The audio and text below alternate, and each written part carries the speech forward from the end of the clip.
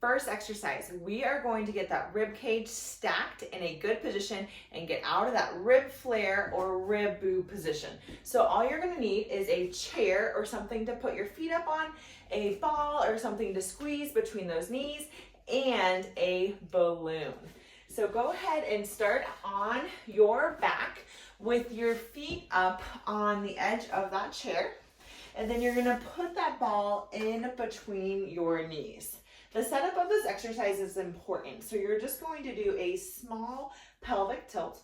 So you're gonna push your back down into the mat and just lift the tip of your tush up just a 1/2 inch. So your tailbone is just barely off of the mat, but your low back is down. In this position, I want you digging your heels so you feel the back of your thighs engage, and then squeezing the ball gently so you feel your inner thighs engage. In this position, I encourage having hands on your rib cage to see where those ribs are pointing. We don't want those ribs pointing up towards the ceiling. Instead, we want the ribs coming down towards the mat and down towards your hips. So let's do some really deep breaths here. Inhale through your nose. As you inhale, those ribs should expand, and then exhale through your mouth. So on exhale, those ribs should drop down towards the mat and down towards your hips. In order to get those ribs to move more on exhale, again, getting out of that rib flare position, I want you to go ahead and grab a balloon and put it in your mouth, and you're going to exhale into that balloon to get that rib cage to drop even further. So I want you to watch my rib cage and expand on inhale, and then come down and in on exhale. All right, so in that same position, so I'm digging my heels, hamstrings on, inner thighs on. Inhale in through your nose, and then I'm gonna exhale out into the balloon.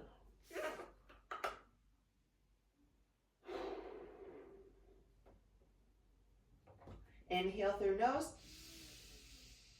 exhale out.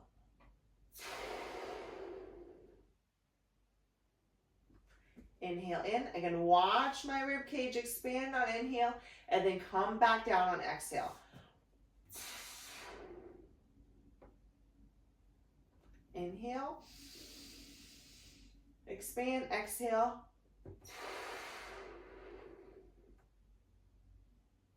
One more here. Focus on that exhale. Ribs come down and in.